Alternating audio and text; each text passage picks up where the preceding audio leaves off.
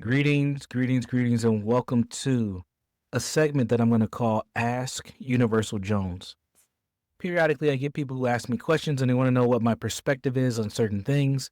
A lot of times, those things deal with men and men's development, relationships, mental health, just in general, dealing with children, whatever the case may be. So, I'm going to start a segment called Ask Universal Jones. Also, I want to plug my Discord. The link will be in the description. In my Discord, I had a channel in there called Ask Universal Jones where people ask me a lot of questions, share their perspective on things. So it's a good place if you want to get in contact with me. If you want to ask me things directly, it's a great place to do that and connect with other people that you can learn something constructive from.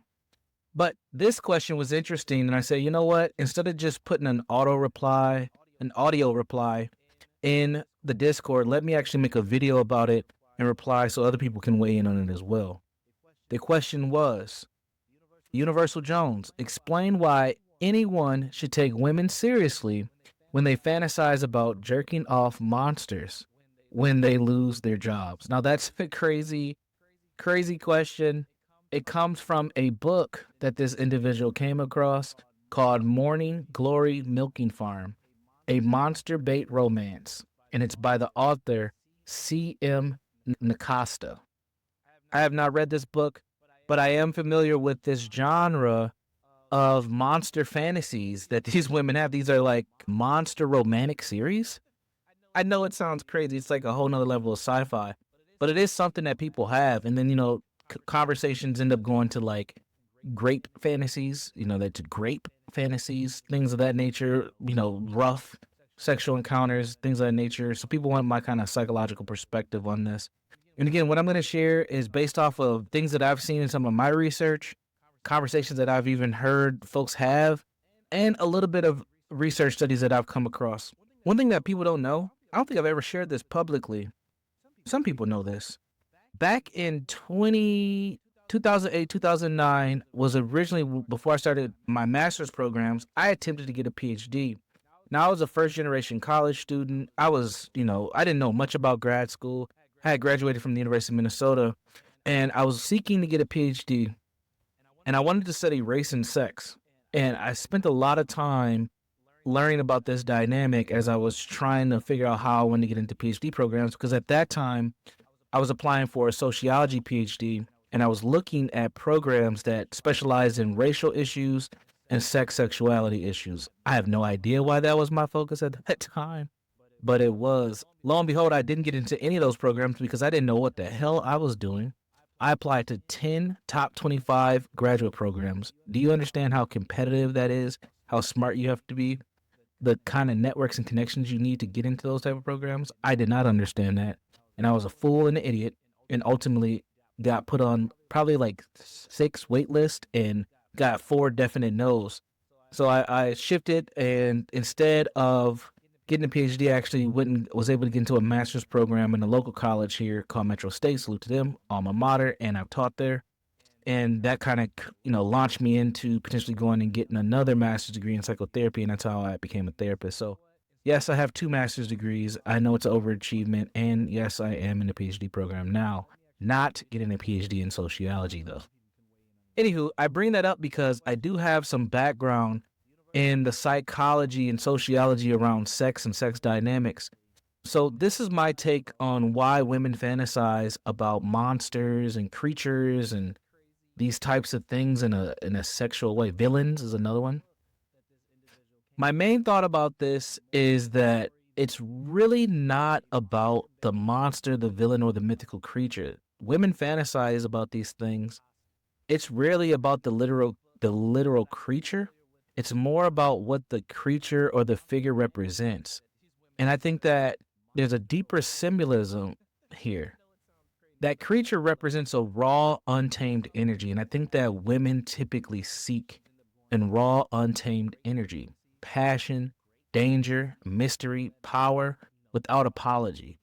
Those are some foundational things that you do see in a lot, or you used to see in a lot of men or masculine characteristics. You see these in movies a lot in today's world. We don't see this much in our everyday lives, but in like fiction, movies, TV shows, fantasy, things like that, we see that raw, untamed energy. I also think that there's a contrast to social conditioning.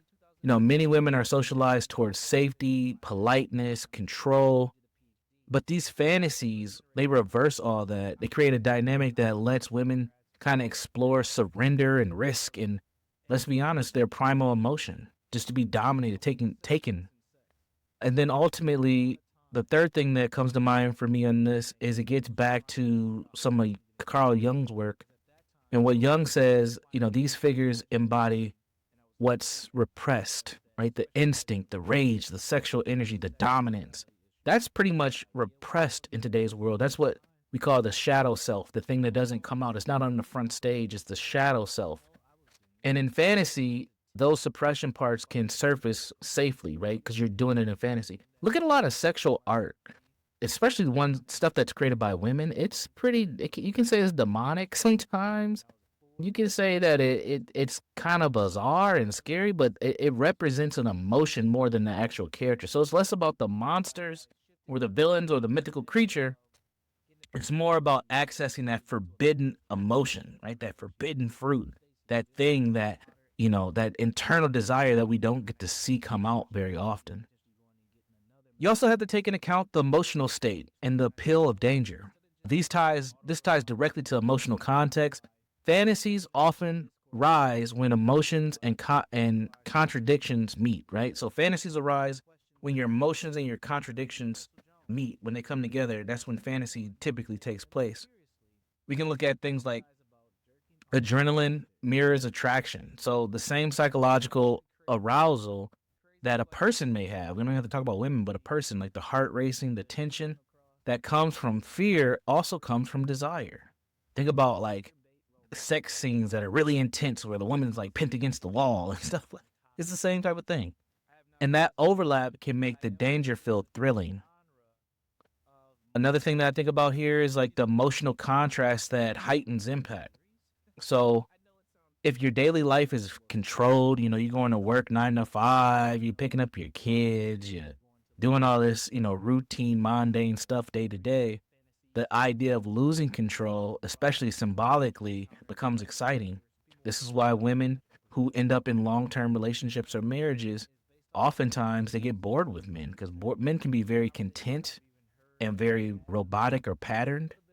And sometimes you have to adjust with women. I'll be honest with everybody. That happened in my marriage a couple times where I had to make adjustments. I remember my wife, probably like year 5, year 6, saying like, I'm not spontaneous enough. And I was like, what the hell does that mean? I thought I was. But this stuff happens in relationships all the time. A lot of times in marriages too, they talk about the phenomenon of the 7-year itch, where women get bored with just the routineness of the marriage, of the relationship. A lot of that is what you see here as well. And then there's the psychological compensation. So some women may, unconsciously seek intensity that's missing everywhere, right? They just don't have that intensity in their life. And it's not because they want pain. It's not because they crave to feel alive. Or no, it actually is because they crave to feel alive. They don't, it's not that they want to be harmed or hurt. They just want to feel something different than what they feel in the everyday life. So the fantasy brings them closer to that feeling. It's that danger in the fantasy that gives them that emotional release and that complexity that ordinary life does not give them. And this gets into the concept of the bad guy, right? Like the bad guy.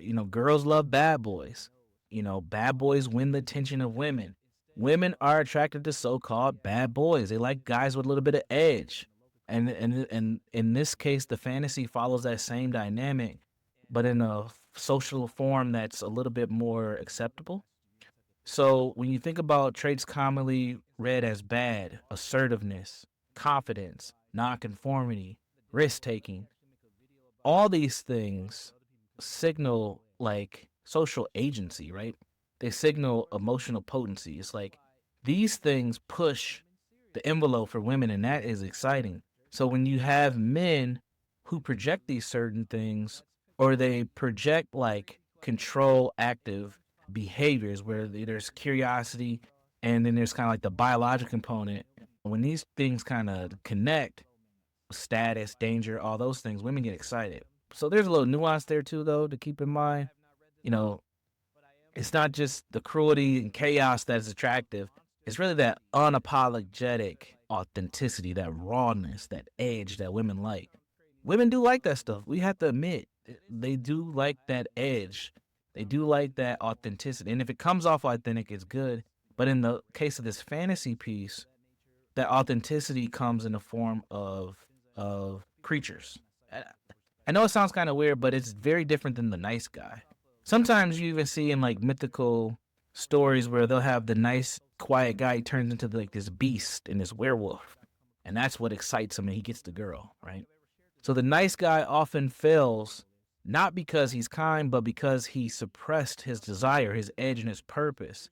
This is why when I talk about finish first, which you're going to hear more about on my channel, I always talk about men finding their purpose. Finding your edge will come with that, but you got to have a lot of confidence in that. And one thing that we're lacking is confidence amongst men. I see a lot of insecurity in men. It's pretty scary, especially in young men, second half millennials and down. There's a lot of insecurity amongst these guys.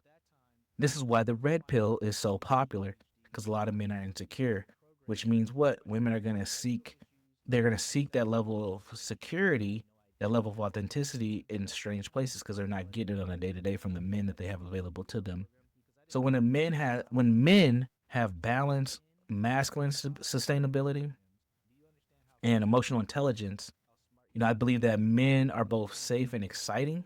And this connects back to Carl Jung's what he called the integrated animus. So again, when men have their masculinity stable, or they have masculine stability, and they match that with emotional intelligence, this leads into what I believe Carl Jung was talking about when he talked about integrated animus. And if you don't know about the integrated animus, I can post some videos on that, or I can even talk about it later on as well. So ultimately, my takeaway on this is that the desire is often a metaphor for transformation. It's like what they want, it's what they need. And really, this is not about demonizing women or even glorifying monsters. It's really about understanding their desire and what they truly want from an emotional standpoint that they don't get. And understanding that those monsters, those creatures, those villains, they represent something. They represent the power that a woman fears when she loses or she is confronted. So when she takes a L or she's confronted, it represents that power. It represents the masculine archetype unchained by social constraints, right? So you have these masculine figures that are released, they're unleashed, right? They're uncontained, they're unchained by the social conditions. And then there's also this kind of push-pull element of the test of surrender versus self-possession, right? So they're surrendering themselves to these beasts. They're allowing themselves to be vulnerable. It's that the damsel in distress type of dynamic that these women go through. So it's very interesting. So, you know, again, this gets back into the emotional state. So, where we explore the truth through emotional realism, this is about understanding the inner polarity between safety and danger, structure and chaos, and then love and power. And that's why these women love this shit.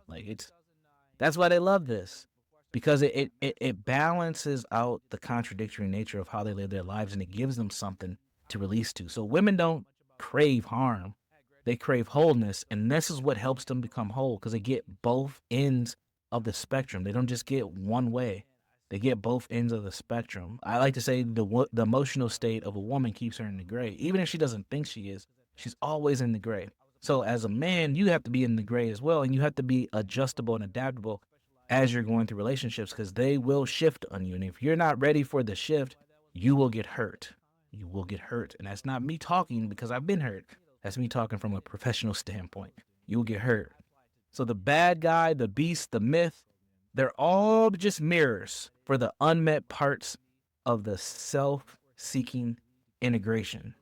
That self-seeking integration is that polarity, that inner polarity that these women have between safety and danger, structure and chaos, and love and power. That's what they want. They want that shit, man. And we have to figure out ways to maintain that, to balance that to the best of our ability.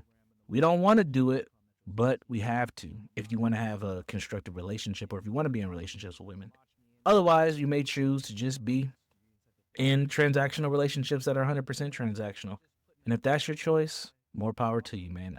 I used to be against it, but I understand why men do it. Not my thing, but I understand why men do it. So I'm going to pause it there. I think 15 minutes is pretty good as a response. Let me know what you think. What say you? This is the segment of Ask Universal Jones. We're going to have more of these as we go. And I would like to wish you all, actually, I don't want to wish you anything. I want to tell you something. I want you to be safe. I want you to be constructive, and I want you to be better. Let's do this. Peace. Are you listening to this man? Are you listening? Facts, baby, facts.